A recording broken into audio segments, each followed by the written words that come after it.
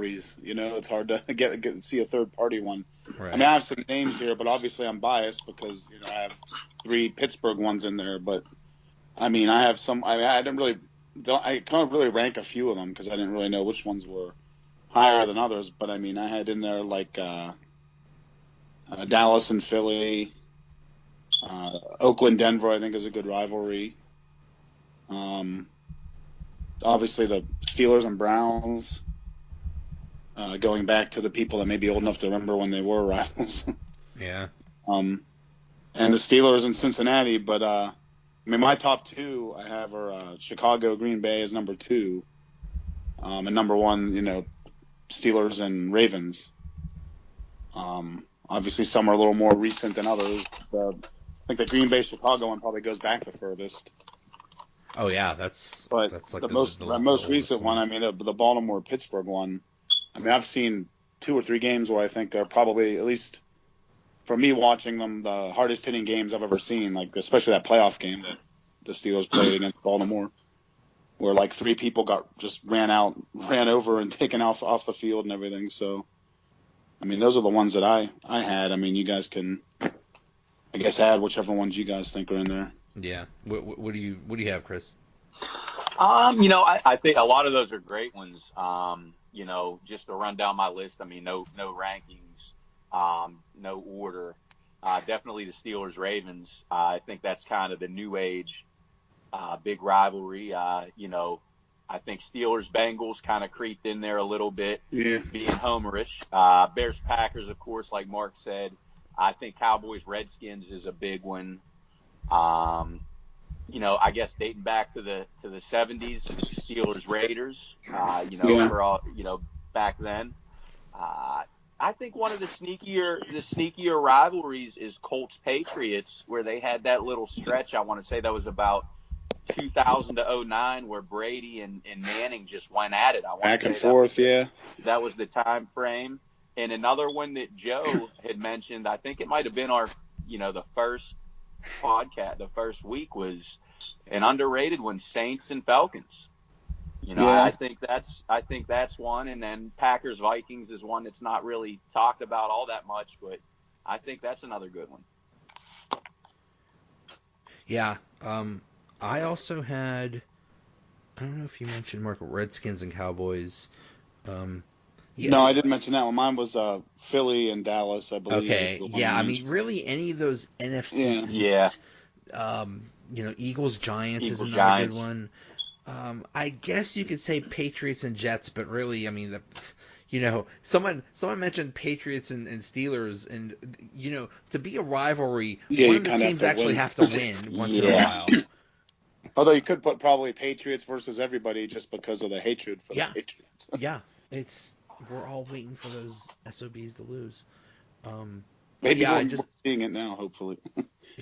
And I just couldn't. I had no idea about Saints and Falcons. I just look on Twitter and that's just pure hatred going back and forth. Like, really? I had no idea. Yeah, when did that get that vile type of thing? But yeah, I was I was talking to a couple guys that have Ravens podcasts, and it's just it's weird how it went. I remember back in like the 90s and the early 2000s, there was a lot of just hatred on that Steelers Ravens rivalry, and now it's more like respect. It's like we both fight, play the same way. We're both hard hitting, tough, and they always do well in the AFC North, so it's like usually one of them two will end up winning the division, and it's whoever wins between them usually wins the division. So it's I think that's a really intense rivalry. And I think I think that the Bengals Steelers kind of have taken over the old Baltimore rivalry with how much they hate each other just because of the Vontaze Burfict factor and all that stuff. Yeah, I agree with that too. I think so. Yeah. It's almost hard to watch a Steelers-Bengals game, especially when they play in Cincinnati, because it's not even football. It's like It gets out of control. It's like, I mean, you literally might see something. You saw somebody get paralyzed, although the Shazier thing was a freak thing. But I mean, they're literally trying to kill each other out there. It's a little.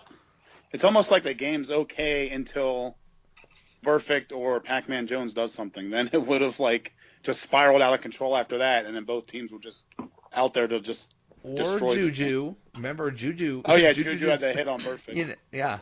That poor innocent. I remember. What was that? It was a Monday night game, and John Gruden was, he almost ran on the field and wanted to fight Juju. He was in love with Perfect. Oh, I thought he was going to be the next coach of the Bengals. He was talking about Perfect so much that night. I said, man, what is he taking over for Marvin Lewis next year? No joke. I think he tried when he became the coach of Oakland. I think he tried to trade for Perfect. He loves him so much. I wouldn't be surprised. So, yeah. He did trade for Bryant. Yeah, that worked out well. He was. And he got rid of Mac. So it's coming from the same guy that said it's hard to find a pass rusher in the NFL. Like you had one. Little Mac. I mean, this guy is a bozo. It is when you trade him. Oh my. Okay, so let's talk about this week's picks. I'm making a comeback this week. Yeah, I mean I'm 12 right. There's 12 correct picks this week. I'm guaranteeing you think you're going to get 12? Well, good luck with that.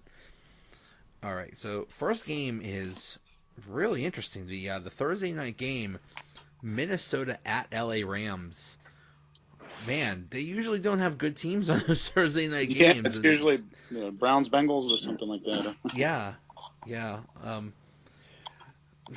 Man, to me the Rams look like an unstoppable juggernaut.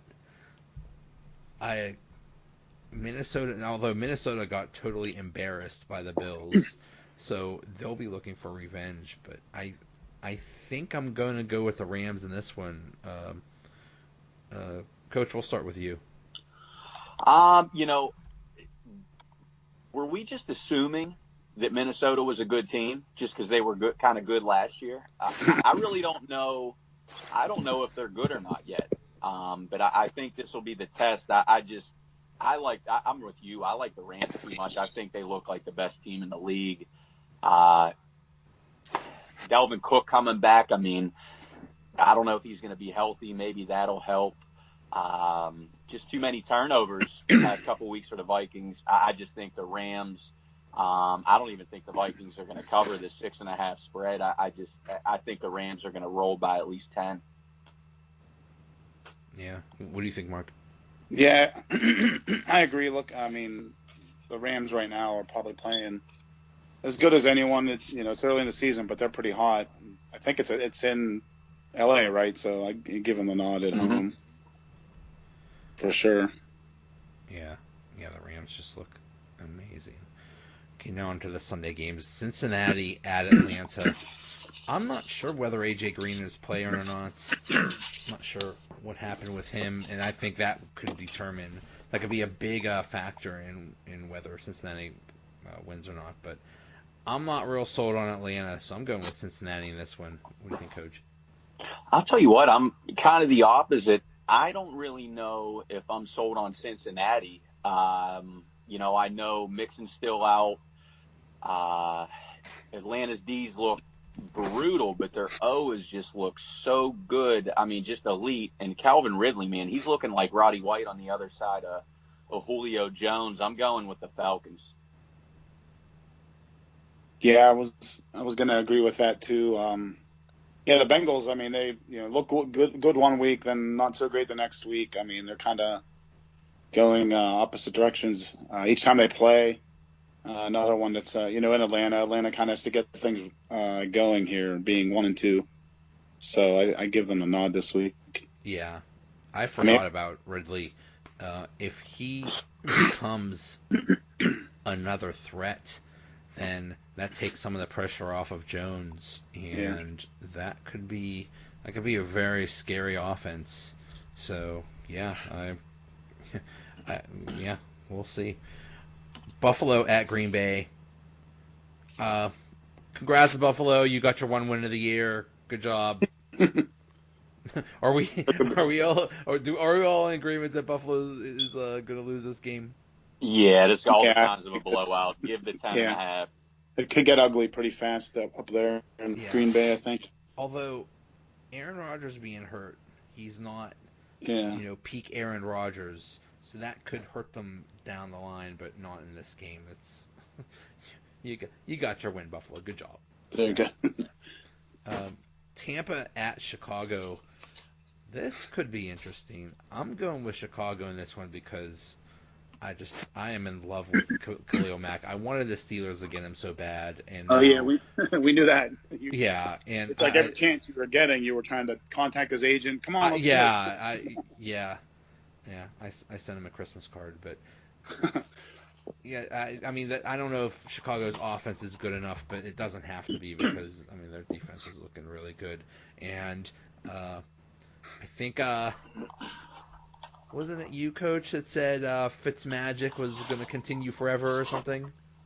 Listen, I just said over the Philadelphia game, and that's it. I think it's going to turn into a Fitz travesty here at in Chicago. I'll give all you degenerate gamblers my pick of the week in the NFL. Take the under, Tampa Bay, Chicago. Oh, I'm thinking, you know what? Who knows who's going to actually start, whether it's going to be Fitzpatrick or Jameis Winston. That'll be interesting. Yeah, he's back, right? Yeah. So, I don't know. Who do you have in this, Mark?